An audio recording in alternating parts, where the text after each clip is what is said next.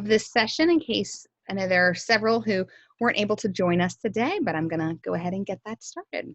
So welcome everybody. Thank you for joining us. I'm Nancy Mangum and I am the Associate Director of Professional Learning here at the Friday Institute. I know many of our North Carolina friends are joining us, but there might be some of you who aren't familiar with the Friday Institute, as well as there are people joining us from across the country, so that's great to see. The Friday Institute is part of NC State University, and we are part of the College of Education. Our mission at the Friday Institute is to improve education through innovations, and our team works specifically with K-12 teachers and instructional coaches and principals, district leaders, providing customized professional learning. I know we've worked with many of you all in a number of ways, both our Utah partner, as well as many of you all have been part of other projects with us, NCDLCN, which is a mouthful, but our Digital Leaders Coaching Network, and other projects as well. So it's great to have you here today, and I'm excited to share with you Tricia in just a few minutes. A couple of things about, just a couple of quick housekeeping things. I know most of you are probably familiar with Zoom. You're joining in this session, but just a couple of things. You will see your screen or the other participants along kind of that top row. You can grab that bar and move it around if it's in the way of Tricia's slides or other things you want to see. You can double click someplace on the screen to, or any place on the screen to get the full screen. Sometimes you want to be taking notes, or Tricia might send you to another site. And so just pushing your escape will allow you out of that. We didn't take over your computer, so you don't have, you have control over that. Just push the escape. You are muted. As I mentioned, I think at the end we'll have time for Q&A, so we can use our chat feature, or also we can unmute and ask Tricia some questions or have a conversation. There is the chat feature, which should be probably somewhere in the right-hand corner. Use that to ask questions, or if you need help with anything, or if you just want to kind of champion an idea or something Tricia said, please put that in the chat. With that, I'm going to go ahead and move this, stop sharing my screen and turn it over to Tricia to share her screen. And I will introduce her as she's getting set up. And Tricia, you can, yeah, if you want to go ahead and share your screen. This is Tricia Hilliard. Tricia is a research scholar here at the Friday Institute, a fabulous member of our team. And Tricia does a lot of work with instructional coaches and teachers as well as leaders. And so we're excited to have her share today her session on virtual coaching. And with that, I'm going to mute myself and turn it over to Tricia.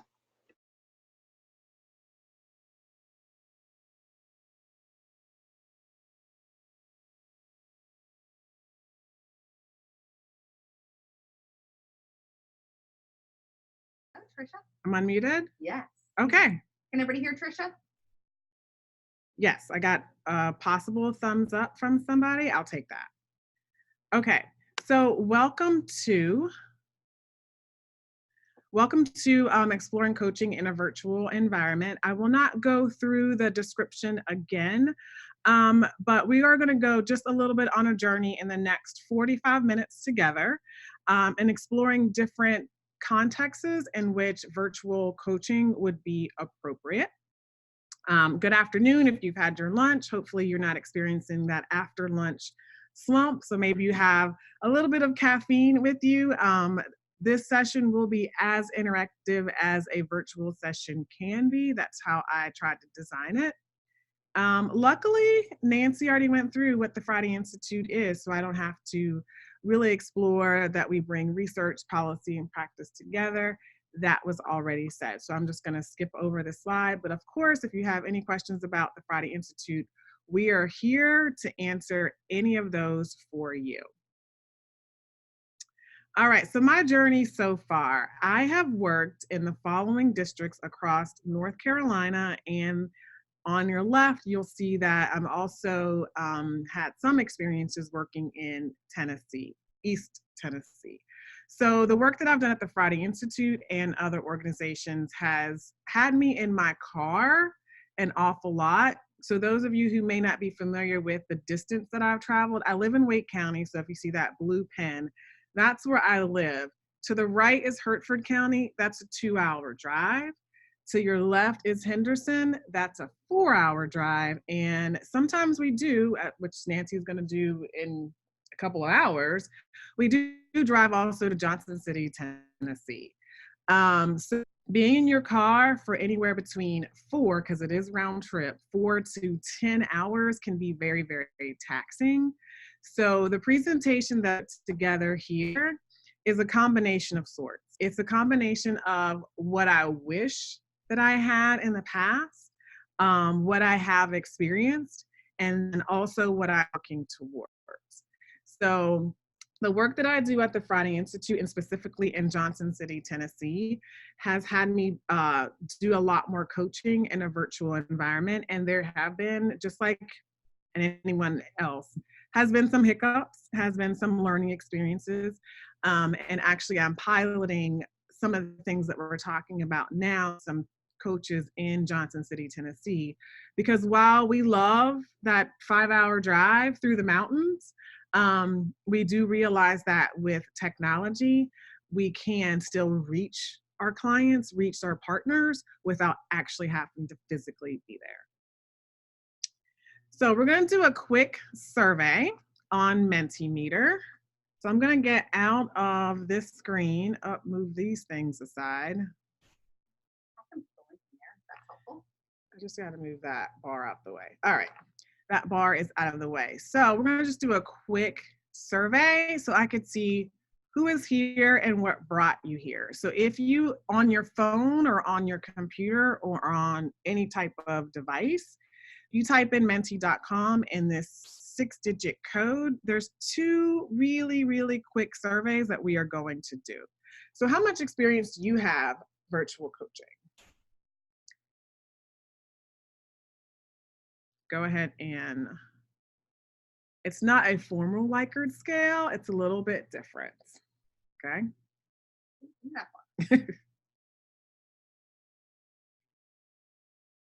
All right.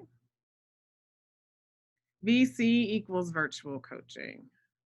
Didn't want to make that assumption that you know, okay?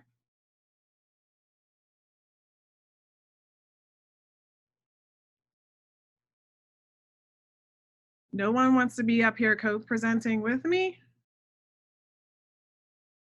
It's okay. I won't like share my screen and make you jump into this, but okay. So it looks like so far, people are the, maybe I tried it a couple of times and it was okay, to I have tried it, but I want to forget about that experience, or never whatsoever. Okay.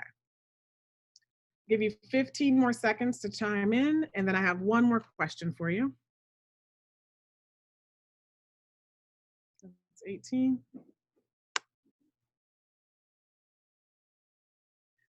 My next question is, what made you select this session? And you could be completely honest. I didn't have anything else to do at 1 o'clock, or, you know, I'm extremely interested in different types of models. So I'm gonna give you a minute to go ahead and post your response.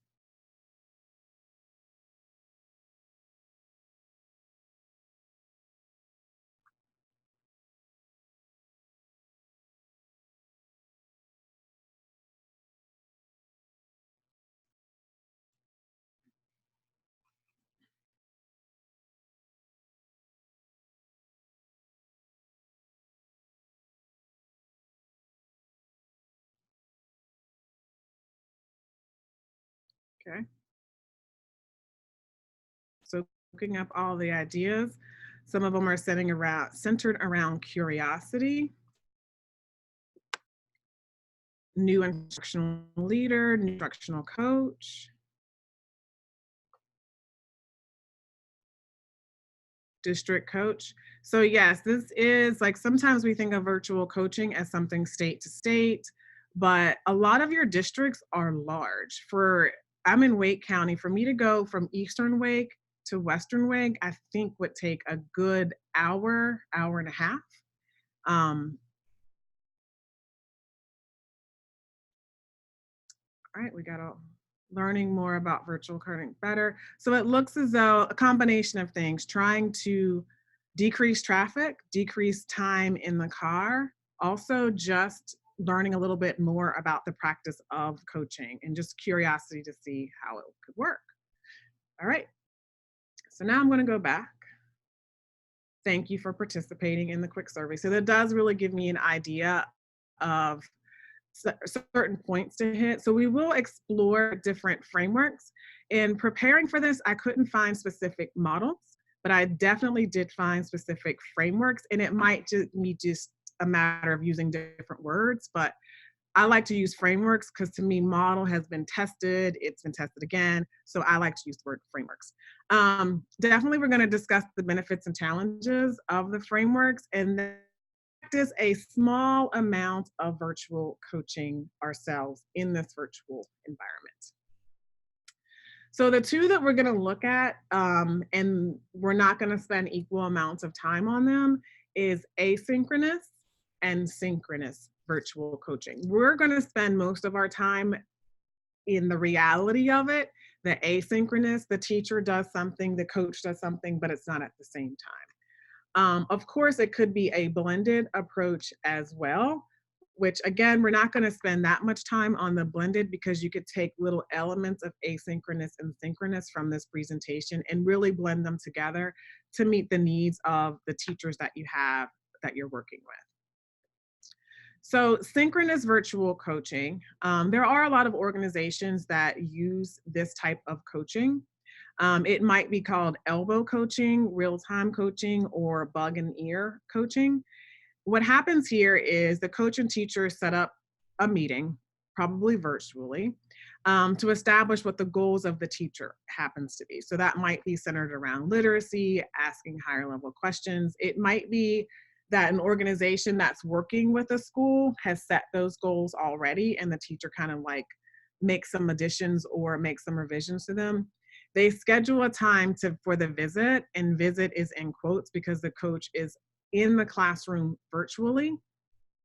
This is the part that sets it really, really different from the asynchronous environment, is that the coach gives the teacher feedback immediately. That's not when class is over, that's while class is going on. And then afterwards, the coach and teacher debrief. And if you see the word reference at the bottom of any slide, that will just give you some more information on where I got this. So let's take a look at how this could actually happen. So I don't have a video, but there's an article called See Me, Hear Me, Coach Me that are between a teacher and a coach. So let me just set this up. I'm going to give you a couple of minutes to look at to read the transcripts. So the teacher is an elementary school teacher. I think she's in second grade, it says on the left. She's in second grade. She has a good old fashioned Bluetooth ear, because this is from like 2004. So it's a little bit more obvious that she actually has a bug, in her ear. So she has a Bluetooth in. The students are used to the coach calling in. So they are used to that.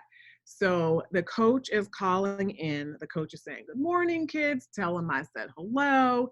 And then the teacher, Kendra Appleby, she goes on with her science lesson. So what I would like for you to do, excluding this first green part that I have screenshotted because that's just the hello, how are you? I want you to go through and read in the green the transcript. This is between the teacher and the coach. This is while Mrs. Appleby or Ms. Appleby is teaching. So click on this link here. That'll open up, and hopefully, yes, technology is currently working with us. That'll take you directly to the article. And if you could go through and read at least 2 of these transcripts in green, excluding that first one. I'm gonna give you about 2 to 3 minutes to do that, and then we're gonna come back together and I have a couple of questions for you. And I also put the link in the chat. In the chat. If they need it.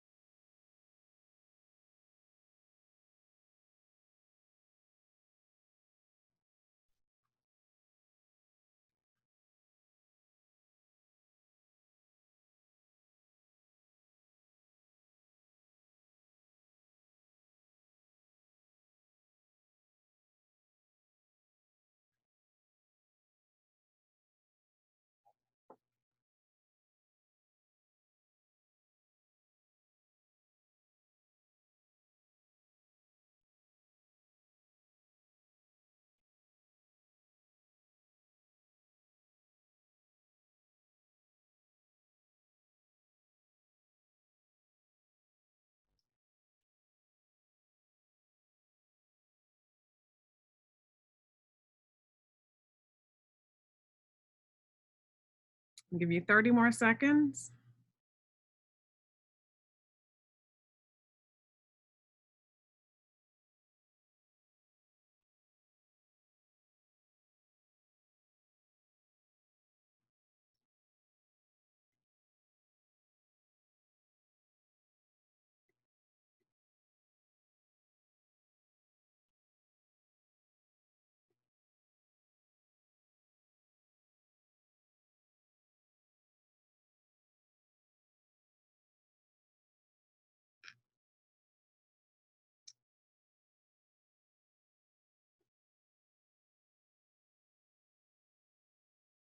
I'm trying to do way too much here. All right, so hopefully that was enough time for you to read one or two of the transcripts between Ms. Appleby and her coach.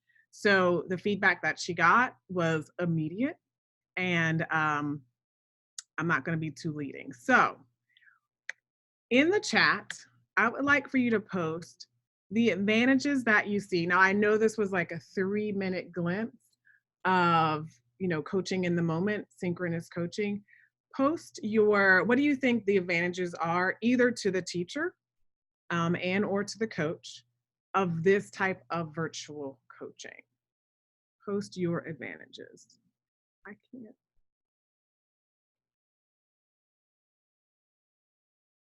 So I can't see the chat. Oh, I got it.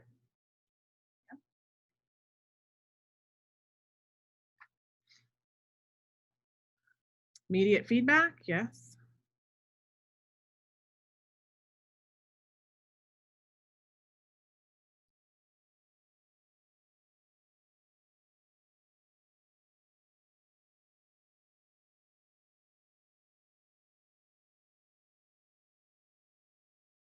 Yes. Teachable moments. Mm-hmm. When I first read this, I thought how strong of a coach you needed to be, because you don't know what situation you were walking into. So, like, she gave very specific feedback so that it wasn't too much for the teacher. So the teacher was actually able to make those changes. And to me, the behind the scenes that we weren't able to see just from one article is that had to build up over time, because I have to get used to talking and someone being in my ear at the same time. So it is step by step, like what Jen just mentioned, immediate feedback. So let's take a look at the flip side of that. And some of the disadvantages you might see to this real-time coaching. You can post those in the chat as well.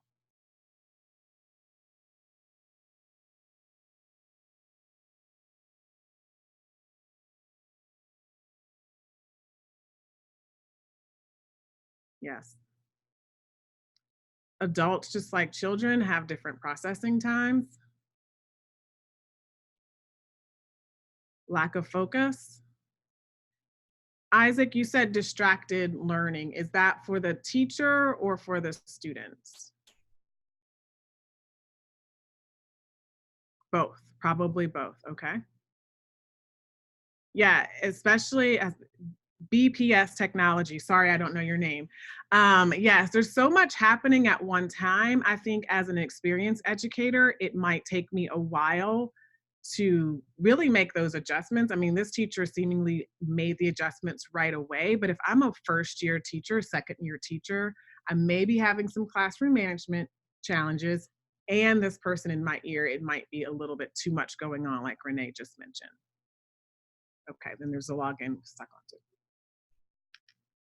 That's a Nancy question, not a Tricia question. Okay. Thank you. Okay. So in the article also, just in case you were interested in this type, I selected that one because it did give a layout, I think, on the following page on the cost of that type of coaching. And it didn't seem that much for one teacher.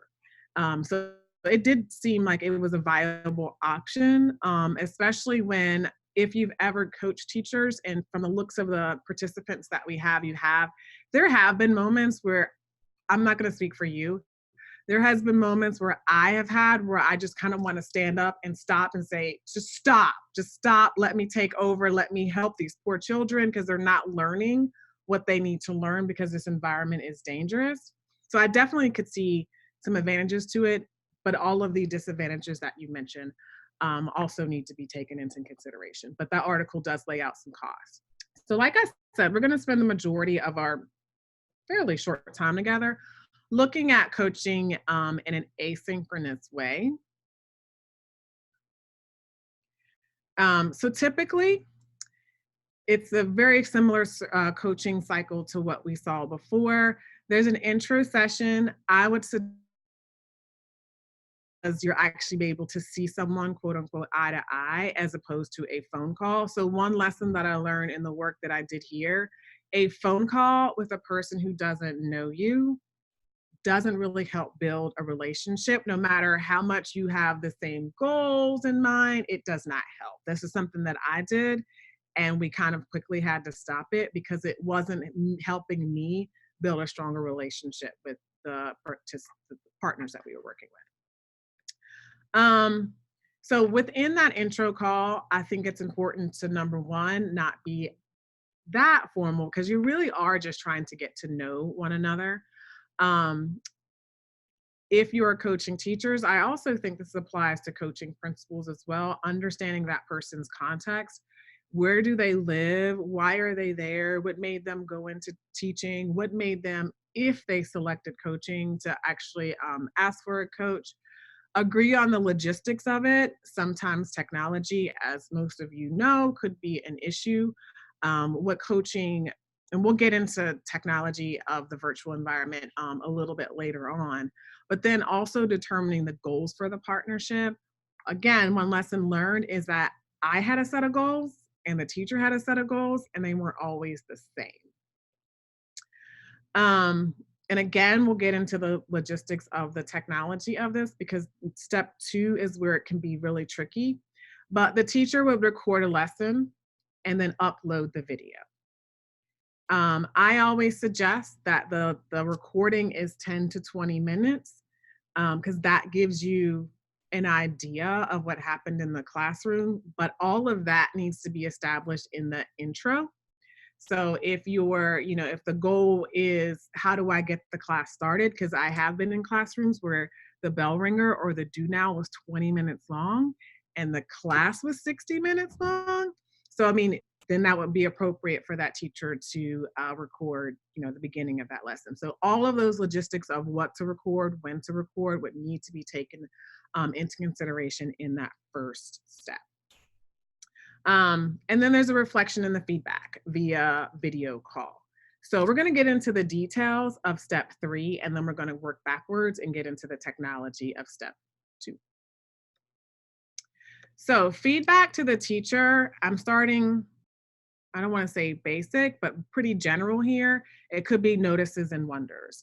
And that is the notices are non-judgmental observations. I noticed that it took 20 minutes for students to transition. Is that good or is it bad? That's really up for the teacher to decide. If the teacher took 3 minutes last week for students to transition, this might actually be something good for the teacher. I noticed that the lesson was differentiated by content. That's just a little nod to our differentiation work that we're doing. Wonders are question statements. They're not suggestions. And that could be SS to students. I wonder how many students use the new information to complete the task. I wonder if this was the best time for students to work in small groups. Once again, I as a coach don't have answers to that. I'm really trying to get teachers to reflect on it, especially in this virtual environment where I'm not giving you suggestions. I'm not telling you what it is. I'm just telling you what I noticed and what I wonder. Again, there's just a reference to that particular protocol. Other general protocols that are out there, and I really think it depends upon grade level of the teacher, like notice and wonder. Glows and grows and next step is something that I saw another organization use. The glows were obviously the positive, the grows were areas of growth, and then teacher and coach come together for next steps. 2 stars and a wish is, I'm sorry, there's protocols that are sometimes your go-to, and I realize this is kind of elementary. I'm on an elementary school level, but it makes the feedback given a little bit easier for the teacher to take if it's a wish versus a demand. Just my opinion. And then there's the traffic light. Maybe some things to stop, start, and then continue. That gets more into suggestions, but I just wanted to give you the general ones that were there. Specific to virtual coaching. So the last 2 slides were pretty general. That could happen in person or not. These are really specific to virtual coaching. So what I want you to do, checking my time. Yeah, we're there. I want you to just scan this document here, and Nancy will place the link again in the chat. I want you to scan the document because this document looks at guided strategies for virtual coaching that really include the teacher more. So the last ones were like, here's my feedback as a coach. These 4 really bring the coach and teacher together. So I'm going to give you 3 minutes just to review this document here, and then we're going to come back together and look at number 3. So click on that link here. It's 2 pages. Scan it, and then we're going to come back together and focus on number 3.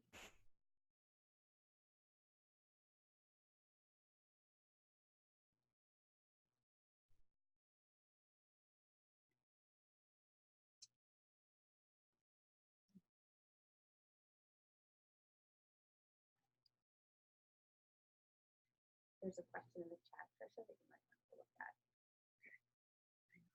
Lisa's asking.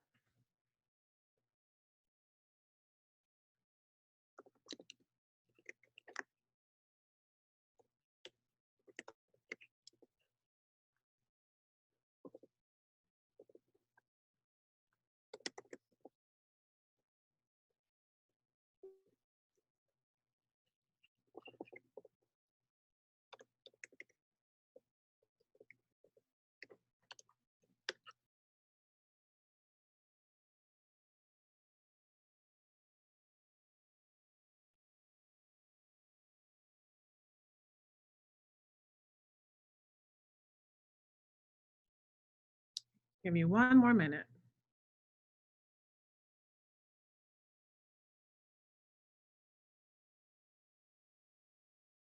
Lisa, I hope that answers your question.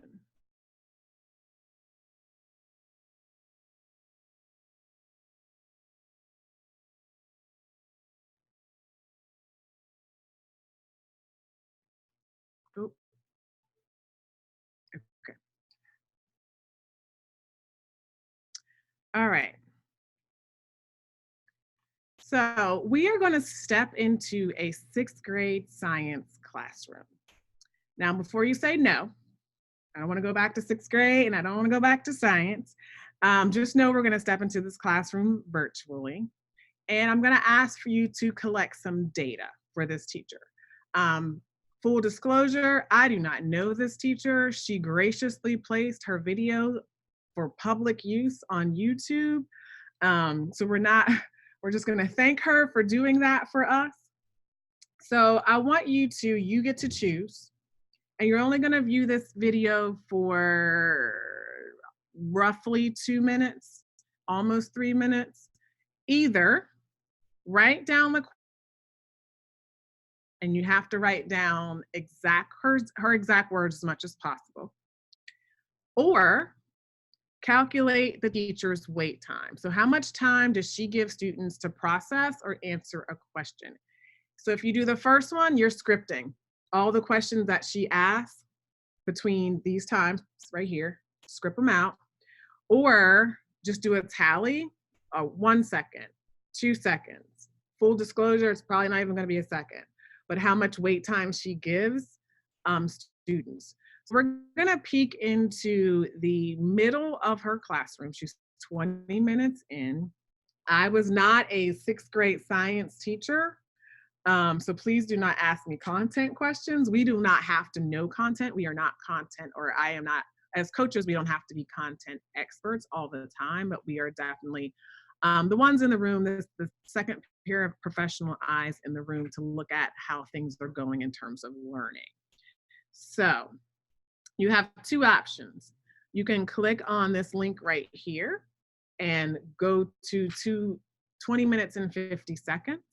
Or if you want to, I have it set up in the next slide for you to just press play.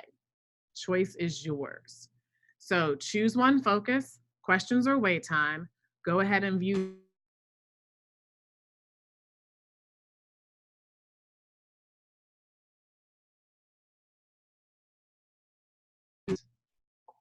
If not, go ahead and get started.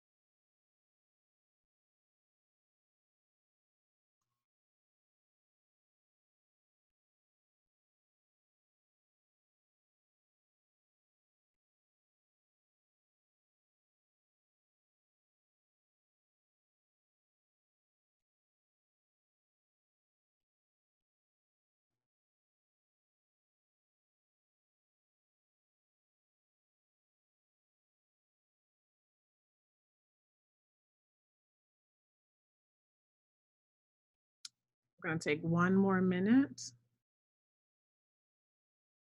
especially for those who are scripting.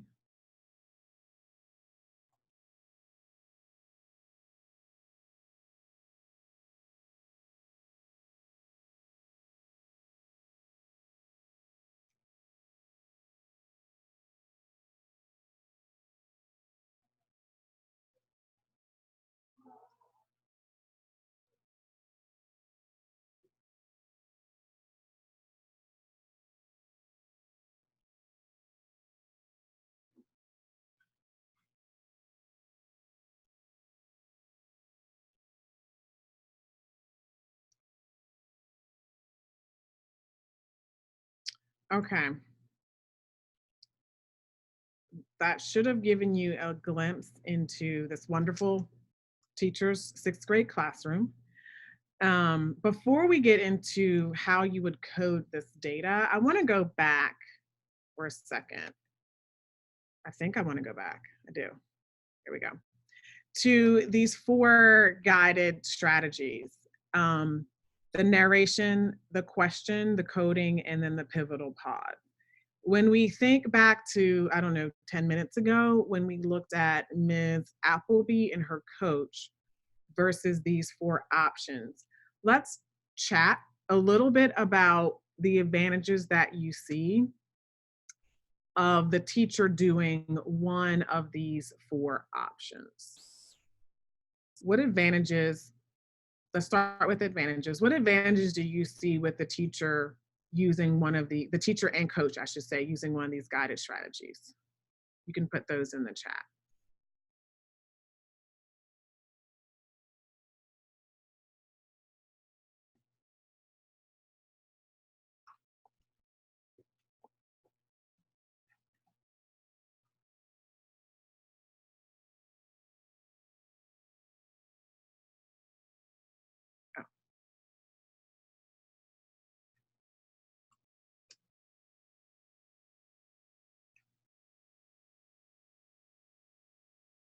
Narration is really encouraging the reflection.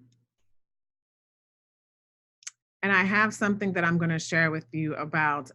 Sometimes it's hard to see yourself on video. So you don't focus on the content, you focus on, like me. I cannot see myself at this point in time because the lighting was so terrible. I just could not like look at myself and do this. So yes. Pacing. Absolutely.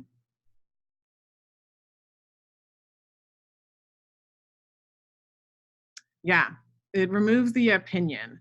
So let's stop there with the opinion from the conversation and focus on facts. What you gathered right now in the coding are facts. So if we look at the coding process here, she's already there. She's already there. So if we look at this coding here, and I'm going to remove this so I can see, how could the questions be coded? So this is for the group that did the first option of coding the questions. What are some ways in which, if you were the coach and you were working with the teacher and you gave this teacher this raw data, what are just 1 or 2 simple ways that you and the teacher could look at the types of questions that she is asking?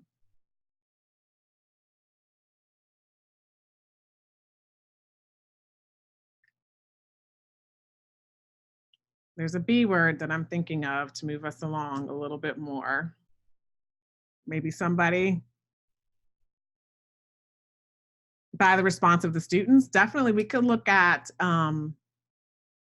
equity if we wanted to in the classroom.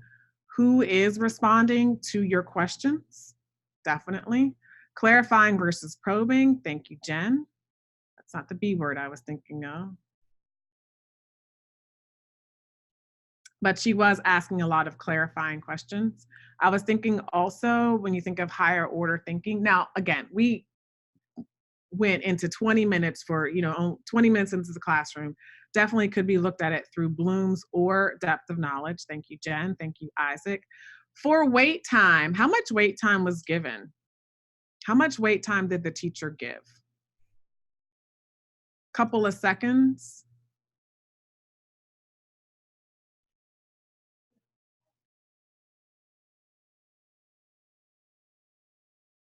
Zero to 3 in most cases.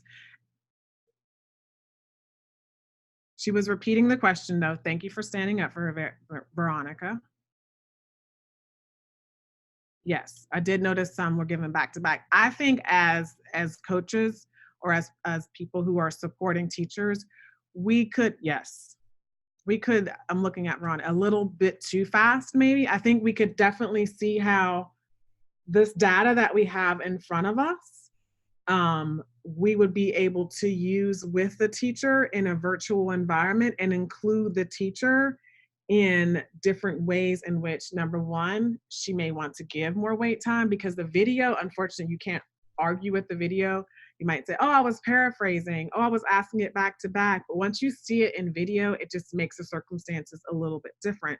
But these are just strategies that the teacher is allowed to become more reflective, which is what we want. We actually want to virtually or in person coach our ways out of a position so that the teacher is the one that is doing those reflections, whether it's through the narration, that guided question, the coding, or that pivotal pause. Issues. Okay. Thank you. So Oh, we just went through that. This is just a slide about of wait time. Most of us, I read an article that I don't have linked here. I do apologize for that. Don't give enough wait time. And the more wait time we give, now it depends. If it's like 30 seconds, that just means maybe you need to rephrase something. But that spot in which it might be 5 to 10 seconds, and it may one, like you said, someone mentioned earlier, give more students time to process what they heard. And then also, especially if you have English learners, that they need that processing time, but then you're also getting some richer responses. Um, that Harvard article that I shared also had a component to it.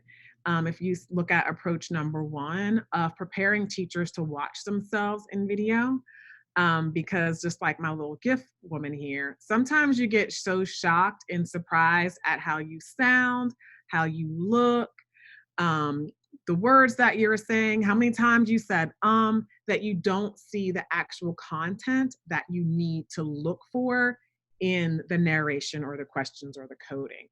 Um, See, now I'm so conscious of me saying because I just mentioned it. So this particular article here, which is attached to the other one, looks at preparing teachers for that self-reflection, and having them, here it is, look at it's the selfie module, which I think in this day and age is very appropriate because this is a different kind of selfie here. Unlike the ones that I take, where I take 20 pictures and then post the best one, this is just kind of like a one-shot deal. But it's just something to think about. It may not be the appropriate rubric for you in working with teachers, but it is something to think about when you're asking people to do a narration. You're asking a teacher to look at themselves in video, and all they may be able to see are the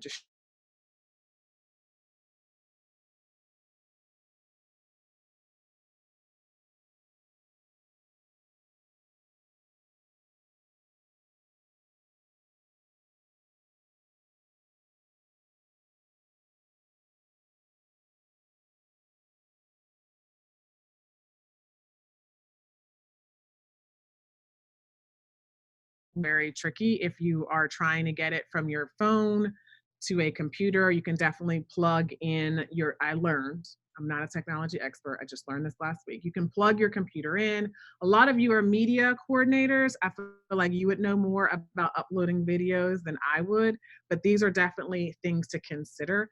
A 10-minute video may not seem like it's that long, but it is when you talk about trying to upload it. What tools do teachers have access to? Phones are good only if they are close by. So if the phones aren't close by, you need to think about what do they easily have access to. I know in the past, I've worked with teachers that have used swivels, but is that in the budget? Yeah, some people suggested tablets. Tablets? Yeah. Tablets are a lot easier, a lot bigger. Zoom is great. Zoom is not free. So just some other tools to consider. For you, so the next questions are for you, and this is a consideration that I had to think about and work out with actually Nancy, is how often can you be online? So I am working with only 8 coaches in Tennessee, but how often can I be online looking at the videos that they are giving me, giving them the feedback that they need, and then going back online to provide that feedback in person, so written and in person. So I had to think about a way where I was not constantly online, but online enough to give them the feedback that they need in a timely enough manner. It's not perfect though. In the Tennessee work, we are doing more of a blended approach, so it's not completely online.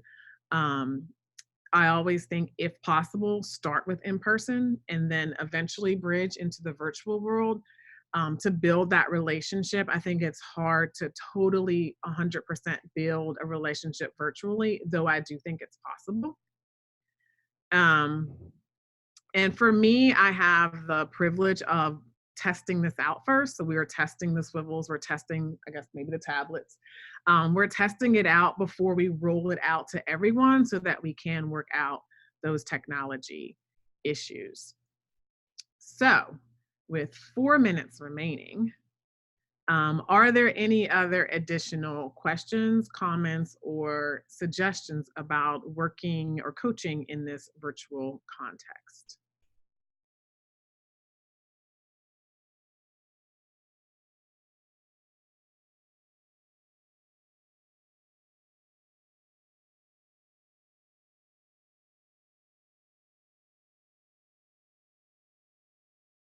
See, working on my wait time. Class forward. Okay. Thank you for sharing, Kate. We'll look into class forward.